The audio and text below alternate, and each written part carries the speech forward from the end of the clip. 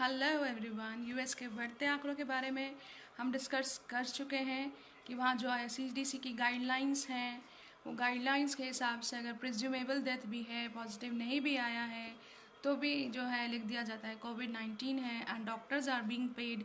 जैसा कि doctor Scott Jensen ने एलिगेशन लगाया था, they are being paid by the Medicare to diagnose a COVID patient and to certify COVID death on the death certificate. So in the similar manner, ICMR also changes its guidelines according to WHO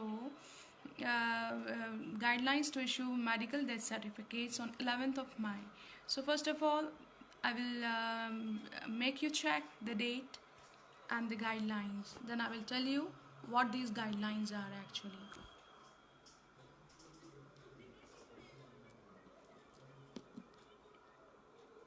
You may see ये form है।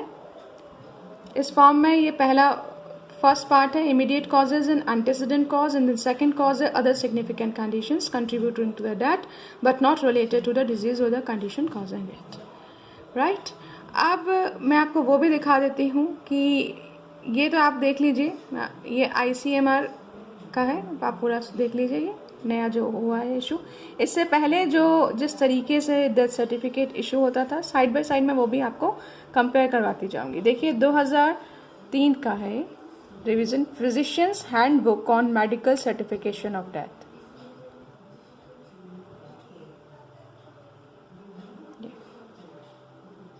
Right, तो अब हम आगे बढ़ते हैं। पहले जो है हम देखते हैं जो अब नई गाइडलाइंस। ये देखिए, सबसे पहले तो ये कोड देखिए आप, emergency ICD-10 code U07.1 and U07.2। ये देखिए 7.1 है जब कोविड-19 वायरस को आइडेंटिफाई कर लिया है। राइट, 7.2 कोड यूज़ करना है जब वायरस को आइडेंटिफाई नहीं किया गया है, मतलब क्लिनिकली एपिडेमियोलॉजिकली बस डायग्नोस किया है प्रोबेबल कोविड-19 और सस्पेक्टेड कोविड-19, सब में ये कोड यूज़ होगा। इसको आगे मैं बताऊंगी और क्लियर करते जाऊंगी एग्जाम्पल से। पहले एक बार ये देख लीजिए, अंडरलाइन कॉज ऑफ डेथ, बड़ा इंपॉर्टेंट पैरा है, इसको ध्यान से पढ़िए। Patients may present with other pre-existing comorbid conditions such as chronic obstructive pulmonary disease, COPD बोलते हैं इसको, या अस्थमा या क्रोनिक ब्रोंकाइटिस या इस्चेमिक हार्ट डिजीज, कैंसर या diabetes mellitus. Okay, these conditions increase the risk of developing respiratory infections. Diabetics are prone to get pneumonia. Ischemic heart disease में भी breathlessness एक common symptom है।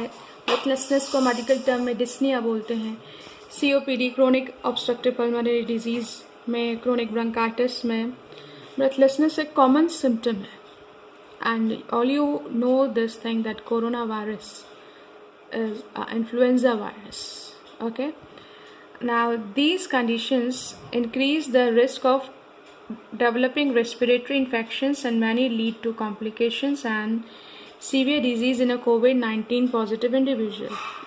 अगर वो COVID-19 positive नहीं है तो भी उसमें रेस्पिरेटरी अटैक होगा ही, COVID-19 है भी तो भी। देखिए, बट डेथ जो है COVID-19 से हम नहीं कह सकते, क्योंकि COVID-19 से डेथ अंडरलाइन कॉज हम तब बोलेंगे जब COVID-19 इन्फेक्शन होने के बाद एक स्वस्थ आदमी भी वही चीज़ें शो करता है, रेस्पिरेटरी प्रॉब्लम्स एंड ऑल। अब जो COPD का पेशेंट है, अस्थमा का पेशेंट है, क्रोनिक ब्रोंकाइटिस है, इस्चेमिक हार्ट डिजीज़ है, किसी को कैंसर है, डायबिटिक मेलाइटिस है, कॉमन डिजीज़ हैं जिसमें डिस्निया एक सिम्टम होता है। और ये मैं आपको अभी सब दिखा दूंगी, ये चीज़ आप ध्यान से पढ़िए। अब देखिए, दीज कंडीशंस, ये सारी कंडीशंस को हम नहीं कंसिडर करेंगे as underline cause of death. Chronic bronchitis, asthma, इन सबको हम अंडरलाइन कॉज ऑफ डेथ नहीं कंसिडर करेंगे। तो अभी मैं आपको दिखाती हूँ कि ये सब भी जो डिजीज़ेज़ हैं इसमें भी, इवन कैंसर में भी ब्रेथलेसनेस होना एक बहुत आम सी चीज़ है। तो मैं दोनों साइड से बाई साइड आपको कंपेयर करके दिखाती हूँ किस तरीके से इन्होंने एक विंडो खोल दी है, या बोल दीजिए एक प्रावधान बना दिया है कि हर डेथ को कोविड डेथ में काउंट कर लिया जाए। ये देखिए एक 75 ईयर ओल्ड का पेशेंट है। ये इसको 10 साल से क्रोनिक ब्रोंकाइटिस की प्रॉब्लम है और 40 साल से ये सिगरेट्स जो हैं स्मोक कर रहे हैं, एक दिन में 2 पैक। और 2 साल से इनको फिजिशियन जो है देख रहा है, तो इनका FeV1 FVC रेशो घटता जा रहा है despite of taking the bronchodilators. ठीक है, देखिए ये थोड़े मेडिकल टर्म्स हैं, लेमैन के लिए समझना मुश्किल होगा, लेकिन इसको मैं कोशिश पूरी कर रही हूँ समझाने की। जो लंग्स में जो श्वासों की नलिकाएं होती हैं उनको हम बोलते हैं ब्रोंक्यूल्स। तो क्रोनिक ब्रोंकाइटिस क्या होता है, उस नलिकाओं में सूजन समझ लीजिए, जिस वजह से एयरवे ब्लॉकेज होता है, रेस्पिरेशन में प्रॉब्लम होती है और खांसी वगैरह ये सब दिक्कतें होती हैं। और उसमें ब्रोंकोडायलेटर्स देते हैं। ब्रोंकोडायलेटर्स मतलब वो ब्रोंक्यूल्स यानी आपकी जो श्वास की नलिकाएं हैं उनको डायलेट करने के लिए, डायलेट यानी उनको स्पेशियस करने के लिए, ताकि आराम से आप जो है सांस ले पाएँ। तो ब्रोंकोडायलेटर्स देने के बावजूद भी उसका FeV1 रेशो FVC रेशो जो है घट रहा था। FeV1 रेशो और FVC रेशो का मतलब होता है कि जो फोर्स वाइटल कैपेसिटी जो होती है 1 सेकेंड में जो आप कर रहे हैं, जितना आप एक्सहेल कर पा रहे हैं, ये FeV1 रेशो है। तो बेसिकली ये एक टेस्ट हुआ आपका कि इन अ वे आपका लंग्स का स्वास्थ्य कैसा है, आपकी श्वास की नलिकाओं का स्वास्थ्य कैसा है। तो ये इन अ वे आपको इसमें डीप में जाने की ज़रूरत नहीं है कि मेडिकल टर्म्स हैं, आप बस ये समझिए कि देखिए हिस्ट्री कैसे रिकॉर्ड होती है। तो ये 10 साल से क्रोनिक ब्रोंकाइटिस थी, उससे 40 साल से वो जो है क्रोनिक स्मोकर था, चेन स्मोकर था, और इसका 2 साल पहले से ब्रोंकोडायलेटर्स लेने के बाद, ब्रोंकोडायलेटर मैंने बता दिया दवाइयाँ जिससे कि ब्रोंक्यूल्स यानी कि श्वास नलिकाओं को डायलेट किया जाता है, उसके बावजूद भी इसका फोर्स एक्सेल वाइटल कैपेसिटी ये सब कम आ रही थी। तो अब क्या हुआ, पिछले 1 साल से during his last year he required corticosteroids to prevent wheezing and coughing at night. रात को जो अचानक बहुत दिक्कत होने लगती थी, वीजिंग साउंड्स होती हैं ये सब, तो उसको प्रिवेंट करने के लिए इसने जो है इसको कॉर्टिकोस्टेरॉइड्स भी जो है देने शुरू कर दिए 1 साल से। फिर when seen 3 months prior to his terminal episode, he had significantly reduced FE1C, FVC with no response to bronchodilators. और FE1 और FVC रेशो जो है इसकी बहुत घटती गई 3 महीने से, बहुत कोई दवाइयों पर भी रिस्पॉन्ड नहीं कर रहा था।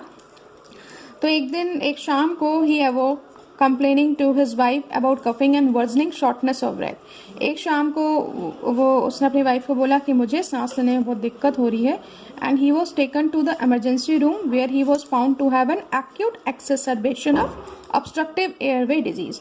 तो उसको जो है acute जो है इसको आम भाषा में मैं समझाऊँ आपको, तो जो एयरवे यानी कि जो श्वास का जो, ये तो आप समझ ही रहे होंगे एयरवे का मतलब, मैं उतना ट्रांसलेट नहीं कर पा रही हूँ।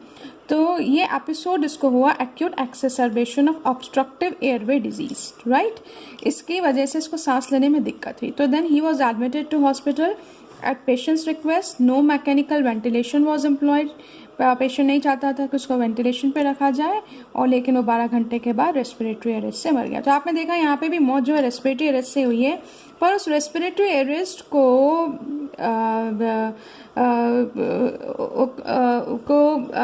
आई मीन टू से उस रेस्पिरेटरी अरेस्ट को जो लीड करने वाले कॉजेज हैं वो ये सारी चेन है। तो ये पूरी हिस्ट्री रिकॉर्ड हुई। अब इसका डेथ सर्टिफिकेट कैसे इशू किया जाएगा, देखिए ये है इसका डेथ सर्टिफिकेट। मैं इसको जूम करती हूँ so that people may be able to see it right way। मैं पे ले जाती हूँ, ये देखिए आप, कॉज ऑफ डेथ, राइट। तो ये पार्ट 1 देखिए, पार्ट 1 में ये चेन ऑफ इवेंट्स लिखने हैं जिस वजह से इसकी डेथ हुआ।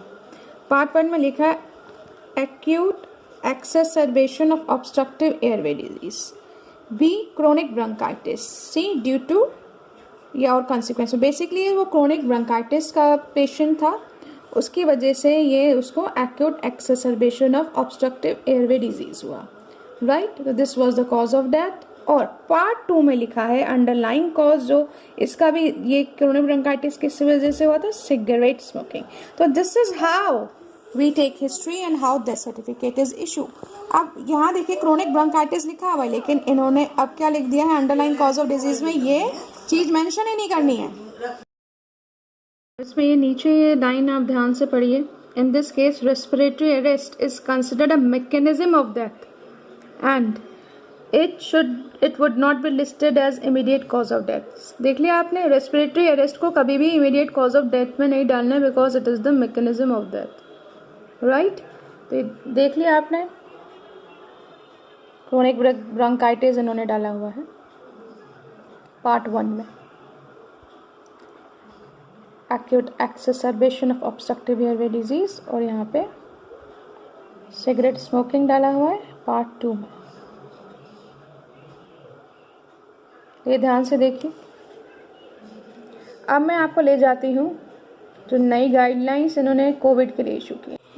तो ये देखिए, पहले तो ये कोड समझ लीजिए, ठीक है। ये टेस्ट पॉजिटिव है और सिम्टम्स नहीं हैं तो कंफर्म कोविड-19 कोड दे दिया 7.1। तो टेस्ट पॉजिटिव है, सिम्टम प्रेजेंट है, कंफर्म्ड है कोविड-19 7.1। अब टेस्ट पॉजिटिव है लेकिन डेथ हुआ है कोमॉर्बिड कंडीशन से, मतलब जैसे हार्ट डिजीज, अस्थमा, सीओपीडी या टाइप 2 डायबिटीज। तो मैंने आपको पीछे बताया सीओपीडी के बारे में, क्रोनिक ऑब्स्ट्रक्टिव पल्मोनरी डिजीज है उसको, जिसको क्रोनिक ब्रोंकाइटिस कॉज लिखा था, तो उसको underlying cause of death chronic bronchitis लिखा था, लेकिन यहाँ लिखा है, यहाँ पे अंडरलाइंग कॉज ऑफ डेथ लिखना है कोविड-19। पॉजिटिव आना मात्र एक इत्तेफाक है। मैंने आपको दिखाया पीछे किस तरीके से क्रोनिक ब्रोंकाइटिस पेशेंट में हालत बिगड़ती जाती है, उसका डेथ हो जाता है। उसमें किसी दिन भी अचानक से उसको, जब मैंने आपको पीछे जो हिस्ट्री बताई थी अभी कि 40 साल से वो जो है चेन स्मोकर है, 10 साल पहले उसे क्रोनिक ब्रोंकाइटिस हुआ, उसके 2 साल बाद मरने से 2 साल पहले तक उसको दिक्कत आने लग गई थी। ब्रोंकोडायलिटिस लेने के बाद भी उसका फोर्स्ड एक्सहेलेशन वाटर कैपेसिटी जो उसका कम आता था, और उसके बाद 3 महीने मरने से 3 महीने पहले उसका और जो है डिक्रीज हो गया, उसको कॉर्टिकोस्टेरॉइड्स पे भी रख दिया गया था। और अचानक एक दिन शाम को वो उठा, उसने अपने वाइफ को कंप्लेन किया कि उसको बहुत दिक्कत हो रही है सांस लेने में। उसे एडमिट कराया गया, वेंटिलेटर पे मैं गया नहीं, और उसका 12 घंटे में उसकी डेथ हो गई। तो वहाँ क्या कोविड था, तो कोविड जो कि इन्फ्लुएंजा वायरस है, कोरोना वायरस, उसका होना एक इत्तेफाकन है। Underlying cause of disease, sorry underlying cause of death यहाँ क्यों इन्होंने मना किया सीओपीडी नहीं देना है। मैंने आपको पीछे भी पहले ही दिखाया था, इन्होंने यहाँ ये चीज़ें देखिए साफ इन्होंने मना लिखा हुआ था ऊपर, मैंने आपको दिखाया था कि अंडरलाइंग कॉज ऑफ डेथ में ये सब कारण नहीं लिखने हैं। देखिए कोविड-19 की वजह से भी जो एक्यूट रेस्पिरेटरी डिस्ट्रेस वगैरह होता है, इन्होंने साफ लिखा है कि पेशेंट में present other pre existing comorbid condition such as chronic obstructive pulmonary disease, asthma, chronic bronchitis, ischaemic heart disease, cancer, diabetes mellitus, लेकिन इनको जो है अंडरलाइंग कॉज ऑफ डेथ नहीं लिखना है। कोविड-19 को ही अंडरलाइंग कॉज ऑफ डेथ लिखना है, और जबकि पहले मैंने आपको दिखाया था, दोबारा देख लीजिए कि जो एक्चुअल में जो हम बुक होती है उसमें क्या लिखा रहता है कि किस तरीके से डायग्नोज बनता है। मैंने आपको बता दिया किस तरीके से हिस्ट्री टेकिंग मैकेनिज्म होता है और किस तरीके से आइडेंटिफाई होती है डेथ। ये है वो मैनुअल। देखिए ये जो मैंने आपको क्रोनिक ब्रोंकाइटिस वाले का बताया था, ये right, in this case respiratory arrest is considered as mechanism of death and not the immediate cause of death. तो मतलब अब ये आप क्रोनिक ब्रोंकाइटिस का पेशेंट है, आप उसमें भी अंडरलाइंग कॉज ऑफ डेथ जो क्रोनिक ब्रोंकाइटिस ना देके आप कोविड दे रहे हैं। या लिटरली यार, इतना मेडिकल साइंस का इतना मौका कभी नहीं देगा। एंड ये देखने के बाद ही वो भन्नाए होंगे डॉक्टर स्कॉट जेंसर, उन्होंने वो रिलीज किया होगा प्रेस कॉन्फ्रेंस में। खैर हाँ, आगे चलिए, आगे देख के और हैरानगी होगी आपको। एग्जाम्पल्स में ले जाती हूँ मैं। प्लीज दूसरा एग्जाम्पल देखिए।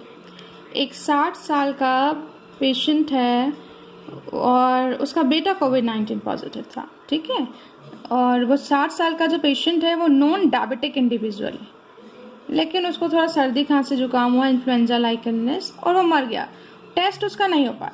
तो उसमें भी ये लिख रहे हैं कि कोविड-19 सस्पेक्ट लिख दीजिए, कोड डाल दिया U07.2।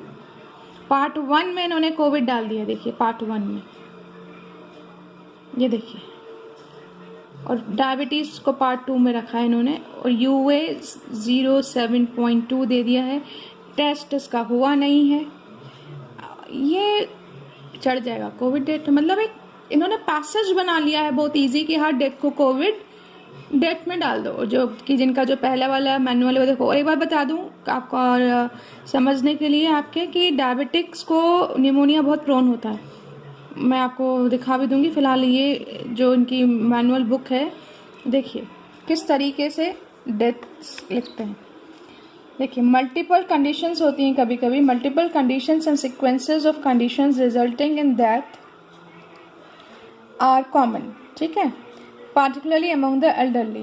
When there are 2 or more possible sequences resulting in death, or if 2 conditions seem to have added together, choose and report in part 1 the consequence thought to have had the greatest impact. Other conditions or conditions from other sequence should be reported in part 2. For example, in case of a diabetic male with chronic ischemic heart disease who dies from pneumonia, his certifying physician must choose the sequence of conditions that had the greatest impact and reports the sequence in part 1. One possible sequence that certifier might report would be pneumonia due to diabetic mellitus in part 1 और chronic ischemic heart disease in part 2. देखिए ये भी आप समझ पा रहे होंगे कि डायबिटिक मेलाइटिस को निमोनिया होना बहुत आम होता है। They are prone to get pneumonia. तो एक पेशेंट था जिसको इस्चेमिक हार्ट डिजीज भी थी, डायबिटिक भी था, उसको निमोनिया हुआ, तो उन्होंने पार्ट 1 में लिखा है निमोनिया ड्यू टू डायबिटिक्स। अब देखिए, और इन्होंने यहाँ पे जो नई गाइडलाइंस लाई हैं, कितना मतलब इन्होंने हर डेथ को कोविड में काउंट। कोविड से किसी का डेथ नहीं होता है, होता तो हेल्दी इंडिविजुअल का भी होता। डायबिटिक की वजह से निमोनिया हुआ उसको, उसमें लिखा है कि डायबिटीज पहला रीजन लिखना है, लेकिन यहाँ डायबिटीज को देखिए सेकेंड रीजन लिखा है और पहले पार्ट में लिखा है कोविड-19 सस्पेक्ट। आपको मेरी बात पे विश्वास ना तो गूगल कर लीजिएगा, मैं आपको करके दिखा देती हूँ। आपको बहुत स्कॉलरली आर्टिकल्स जो है मिल जाएंगे।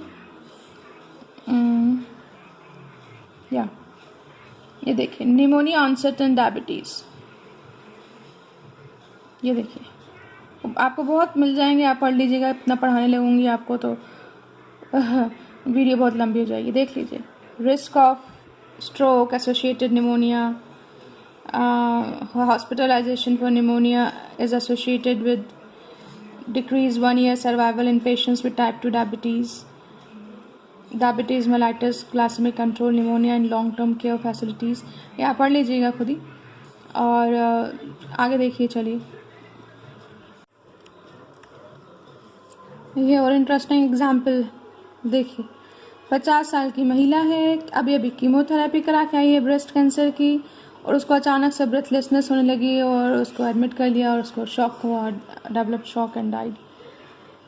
Oh my God. यानी यहाँ पे भी देखिए पार्ट 1 में टेस्ट नहीं हो रखा, देखिए, और पार्ट 1 में इन्होंने लिख दिया डिसेमिनेटेड इंट्रावास्कुलर कोआगुलेशन हुआ, और ये कारण इन्होंने बताया, इसमें भी निमोनिया कारण और कोविड-19 इन्होंने बता दिया पार्ट 1 में। पार्ट 2 में रखा ब्रेस्ट कैंसर, और इसको इन्होंने U07.1 जो है इसको दे दिया। अब आप मुझे बताइए कि ब्रेस्ट कैंसर में सपोज ये पॉजिटिव निकल भी आती है, तो ब्रेस्ट कैंसर है, अभी अभी कीमोथेरेपी करा के आई है, ब्रेथलेसनेस जो है बहुत कॉमन सिम्टम है।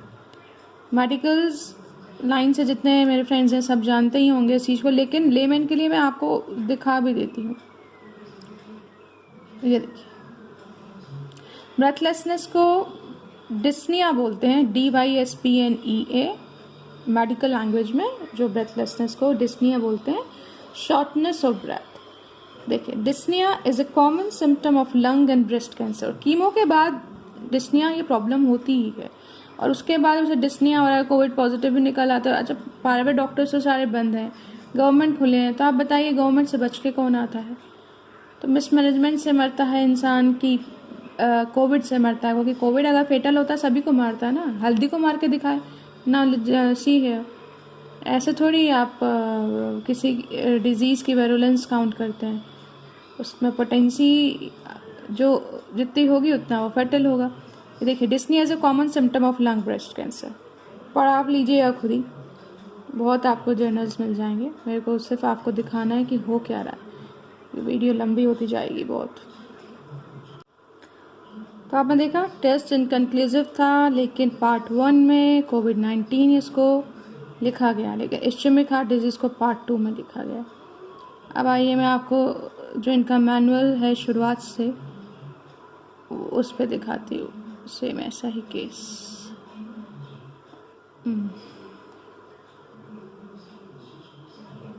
डेथ सर्टिफिकेट से पार्ट 1 में लिखा है, पार्ट 2 ये है, ठीक है। पार्ट 2 में इसको नॉन इंसुलिन डिपेंडेंट डायबिटीज़ थी, ओबेसिटी था, हाइपरटेंशन था, कंजेस्टिव हार्ट फेलियर था, और क्रोनिक इस्चेमिक हार्ट डिजीज़ को पार्ट 1 में किया है। 8 साल से क्रोनिक इस्चेमिक हार्ट डिजीज़ थी, एक्यूट मायोकार्डियल इन्फार्क्शन हुआ इसको 7 दिन पहले, और फिर पल्मोनरी एम्बोलिज्म से डेथ हो गई। ये सब मेडिकल टर्म्स है, कुल मिला के मैं समझा देती हूँ आपको। जैसे आप अंजाइना का नाम सुनते हैं नाम, उस तरीके से इसको क्रोनिक इस्चेमिक हार्ट डिजीज़ था। उसके बाद जो है इसकी वजह से, सीक्वेंस की वजह से इसको अचानक मायोकार्डियल इन्फार्क्शन हुआ, और फिर जो पल्मोनरी वेन्स हैं उसमें जो है क्लॉट जम गया, पल्मोनरी एम्बोलिज्म बोलते हैं, एंड अब उसकी वजह से इसकी डेथ हो गई। तो ये सीक्वेंस जनरेट हुआ क्रोनिक इस्चेमिक हार्ट डिजीज़ से। एंड हिस्ट्री देख लो क्यों आया था ये हॉस्पिटल, ये ब्रेथलेसनेस की वजह से। 68 ईयर ओल्ड फीमेल जो कि एडमिट हुई थी आईसीयू में with the problem of dyspnoea. Dyspnoea मैंने आपको बताया, इसको ब्रेथलेसनेस बोलते हैं। इसको डिस्निया थी और मॉडरेट रेस्ट्रोस्ट्रनल पेन था 5 घंटे का, राइट। बाकी इसकी पास हिस्ट्री और भी थी, ओबेसिटी वगैरह ये सब।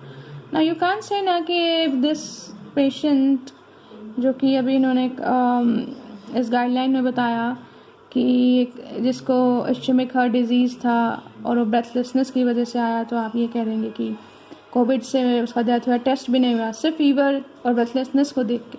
फीवर और ब्रेथलेसनेस बहुत सी जगह में हो सकता है, उसको सेप्टिक हो सकता है तो फीवर हो सकता है, किसी भी इन्फेक्शन की वजह से फीवर हो सकता है। यू कांट से दिस ना, so this is all. And तो आप लोगों ने देखा किस तरीके से एक 7.2 कोड यूज़ करके इन लोगों ने जो कोरोना वायरस इन्फ्लुएंजा वायरस है उसका म्यूटेटेड फॉर्म है कोविड-19 वायरस, उसको अंडरलाइन कॉज ऑफ डेथ बता दिया, चाहे क्रोनिक ब्रोंकाइटिस से मरे कोई। इवन ब्रेस्ट कैंसर में जो कीमोथेरेपी अभी अगर कोई लेके आया है एंड उसको भी अगर डिस्निया या ब्रेथलेसनेस हो रही है तो उसकी मौत हो जाती है तो भी कोविड-19 लिख दो। मतलब ब्रेथलेसनेस और फीवर से कोई मर रहा है, पॉजिटिव टेस्ट भी नहीं आए तो भी कोविड-19 लिख दो।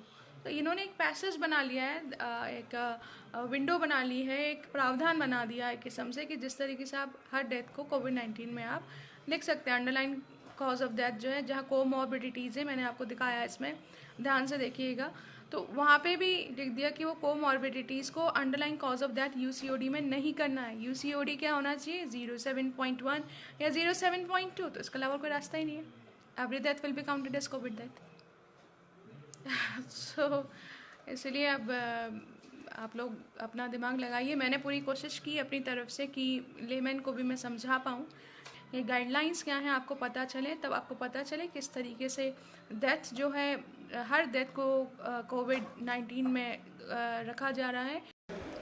देखिए, डॉक्टर स्कॉट जेंसन को भी 7 पेज का डॉक्यूमेंट मिला था, इसमें लिखा है जिसमें कि उन्हें बोला गया था कि टेस्ट ना होने पर भी हर डेथ को कोविड-19 डेथ काउंट किया जाए। Jensen received a 7-page document that showed him how to fill such death certificates as COVID-19 diagnosis, even when there is not a lab test confirming the diagnosis. Now, same kind of guidelines are issued in India as well to fill the death certificates, as has been complained by Dr. Scott Jensen in US.